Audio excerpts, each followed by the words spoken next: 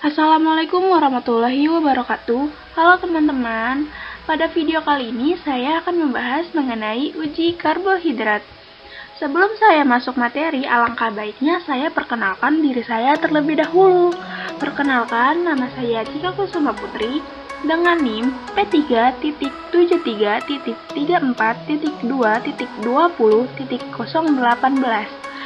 Saya dari jurusan D4 Teknologi Laboratorium Medis Poltekkes Kemenkes Jakarta 3.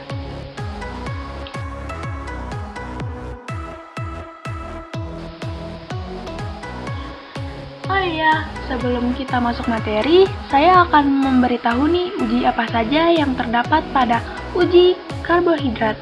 Yang pertama, ada uji molis. Yang kedua, ada uji iodium. Yang ketiga, ada uji Barfoot. Yang keempat, ada uji Benedict. Yang kelima, ada uji Seliwanov. Dan yang terakhir, ada uji Ozazon.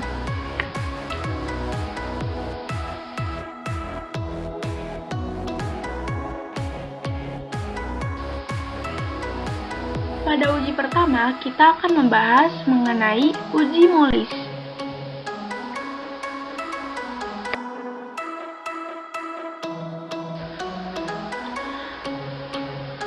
Di sini saya juga akan memberitahu alat dan reagen atau bahan yang akan digunakan pada uji tersebut. Yang pertama ada tabung reaksi, yang kedua pipet tetes, yang ketiga pipet ukur 1 mili, yang keempat ada preaksi molis atau larutan alfa napol 5% dalam etanol 95%, serta ada H2SO pekat loh teman-teman.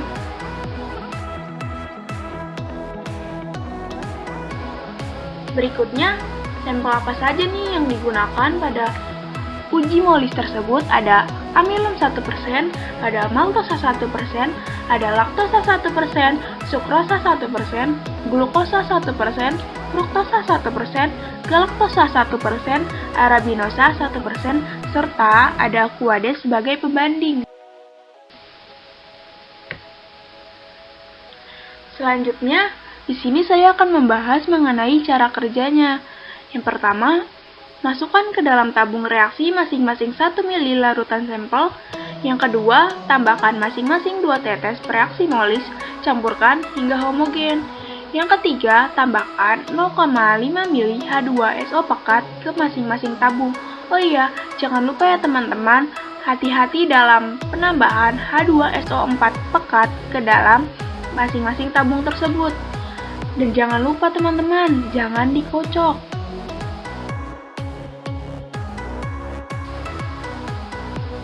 Selanjutnya ada hasil pengamatan yang telah dilakukan pada uji molis.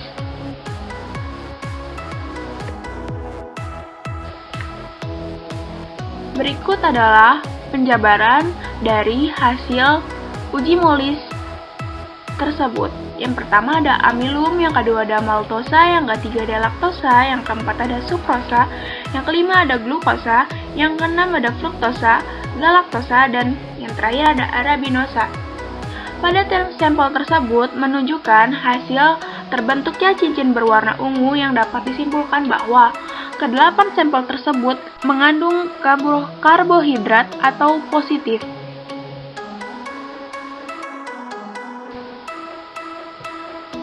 Selanjutnya, ada uji iodium.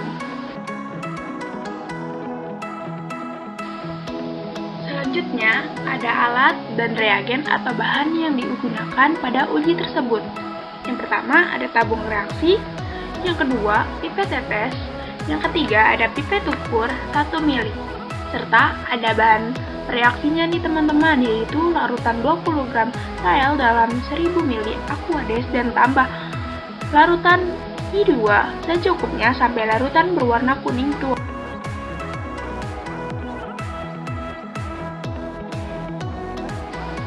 Selanjutnya, ada sampel yang digunakan pada pemeriksaan atau uji tersebut. Yang pertama, amilum 1%, yang kedua ada maltosa 1%, yang ketiga ada galaktosa 1%, yang keempat ada sukrosa 1%, yang kelima ada glukosa 1%, yang keenam ada fruktosa 1%, yang ketujuh ada galaktosa 1%, yang kedelapan ada arabinosa 1%, Dan yang terakhir, ada Aquades sebagai pembanding. Selanjutnya, di sini saya akan menjelaskan cara kerja untuk uji tersebut. Yang pertama, ada masukkan ke dalam tabung reaksi masing-masing 1 ml larutan sampel. Yang kedua, tambahkan masing-masing 2-3 tetes reaksi iodium, campur hingga homogen. Dan yang terakhir, amati kompleks warna yang terbentuk ya teman-teman. Warna biru atau ungu menunjukkan polisakarida yang mengandung amilum, sedangkan warna merah menunjukkan polisakarida yang mengandung glikogen, namun yang tidak berwarna merupakan bukan polisakarida.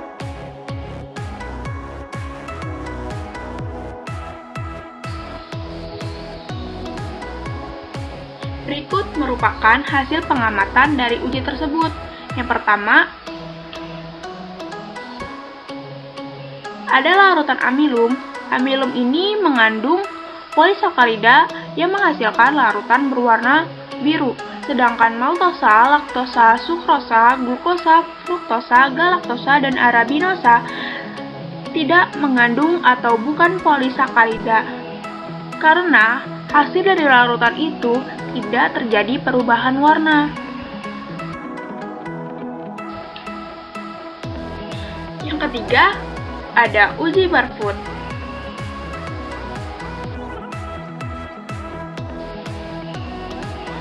Alat dan reagen pada uji tersebut adalah tabung reaksi, pipet tetes, pipet ukur 2 ml, penangas air, serta reaksinya, yaitu larutan 48 gram CU asetat dalam 900 ml air mendidih. Tambahkan segera 50 ml asam laktat 8,5% ke dalam larutan yang masih panas. Kocok sampai semua endapan larut, encerkan dengan Aquades sampai dengan batas 1000 ml.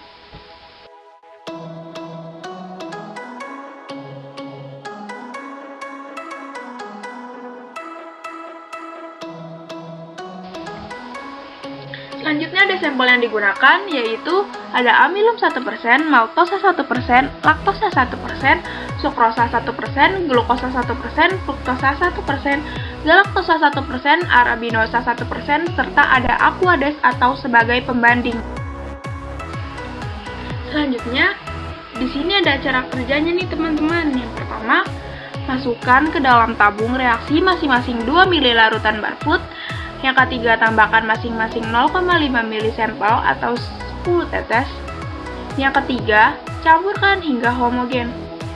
Selanjutnya, jangan lupa panaskan dalam penangas air mendidih selama 5 menit. Oh iya, jangan lupa juga nih teman-teman, untuk tabung tersebut ditutup dengan menggunakan kapas. Selanjutnya, jika sudah, perhatikan adanya endapan merah yang terbentuk. Bila positif dalam waktu 5 menit, menunjukkan monosakarida. Bila lebih dari 5 menit, menunjukkan disakarida.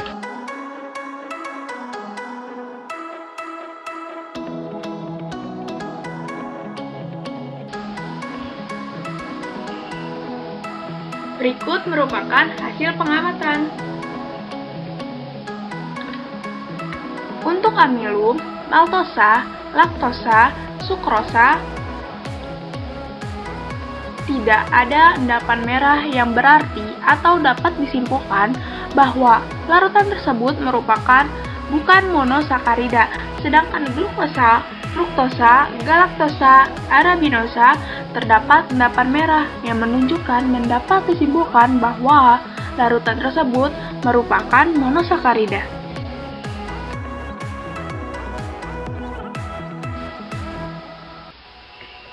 Yang keempat, ada uji Benedict. Selanjutnya, ada alat dan reagennya nih teman-teman. Pertama, ada tabung reaksi, pipet tetes, pipet ukur 5 ml, penangas air, serta ada reaksinya nih, yaitu larutan 173 gram N-asitrat dan 100 gram Na2CO3 dalam 800 ml air. Larutkan 17,3 gram CuSO4 dalam 100 ml air, kemudian tambahkan perlahan-lahan ke dalam larutan sitrat karbonat sambil terus diaduk, serta encerkan dengan aquade sampai dengan batas 1000 ml.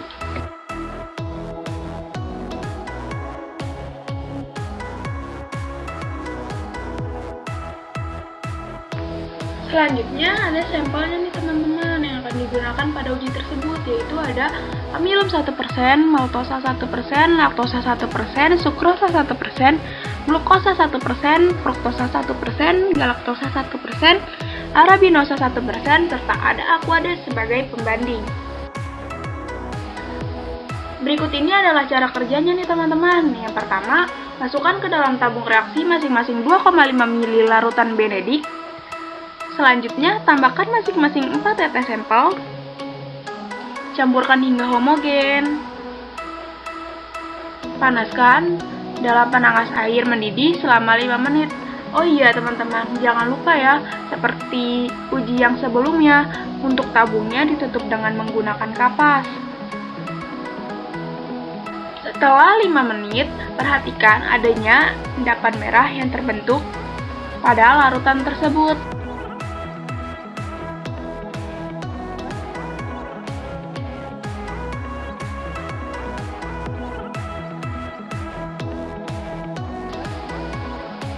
Berikut adalah hasil pengamatan dari uji benedik yang telah dilakukan.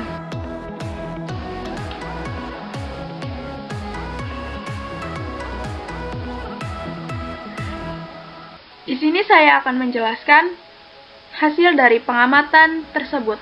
Untuk amilum, sukrosa, tidak ada perubahan yang dapat disimpulkan bahwa amilum dan sukrosa tidak mengandung gula reduksi, sedangkan maltosa, laktosa, glukosa, fruktosa, galaktosa, dan arabinosa terdapat endapan merah pada larutan tersebut nih teman-teman, yang dapat disimpulkan bahwa larutan tersebut mengandung gula reduksi. Yang kelima ada uji Seliwanov. Berikut adalah alat dan reagen pada uji tersebut, yaitu ada tabung reaksi, pipet tetes, pipet ukur 2 ml, penangas air, serta ada reaksinya nih, yaitu larutan 0,05 gram resorcinal dalam 100 ml HCl encer dengan perbandingan 1:2.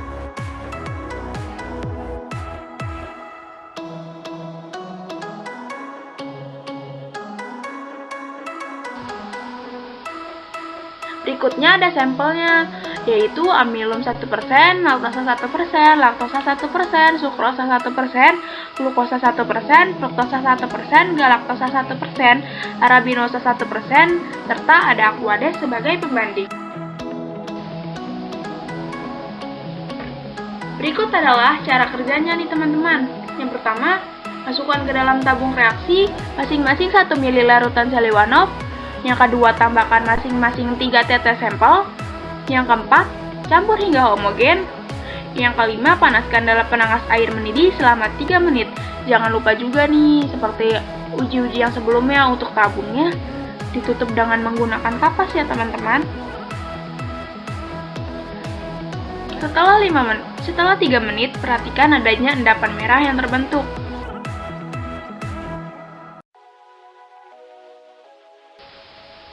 Berikut adalah hasil pengamatan dari uji yang telah dilakukan.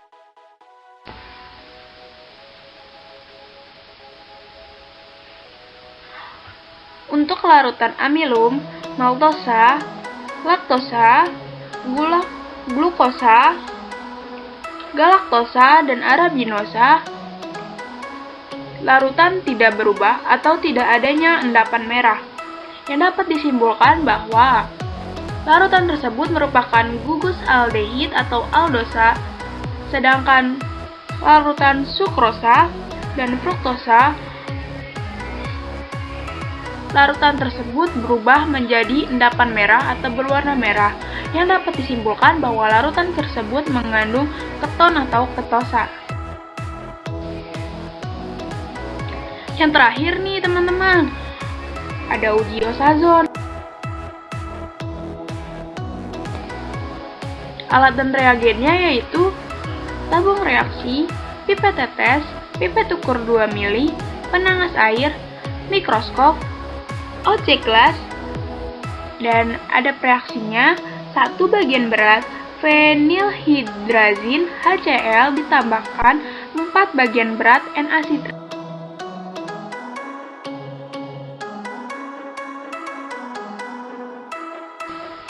Berikut ada sampel yang digunakan pada uji tersebut. Untuk uji ini, hanya 5 sampel yang teman-teman, tidak seperti uji-uji yang lain. Di antaranya ada maltosa 1%, laktosa 1%, glukosa 1%, galaktosa 1%, arabinosa 1%. Selanjutnya ada cara kerjanya ini teman-teman. Masukkan ke dalam tabung reaksi masing-masing 100 mg reaksi ozon. Tambahkan masing-masing 1 ml sampel.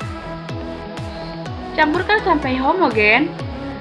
Tutup tabung reaksi dengan kapas, panaskan dengan penanas air sampai terbentuk kristal.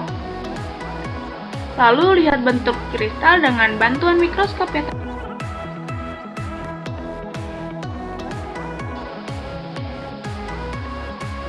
Berikut ini merupakan hasil pengamatan dari uji ozon. Baik, terima kasih untuk teman-teman yang telah menyaksikan video saya. Kurang lebihnya mohon maaf. Billahi taufiq wal hidayah. Wassalamualaikum warahmatullahi wabarakatuh.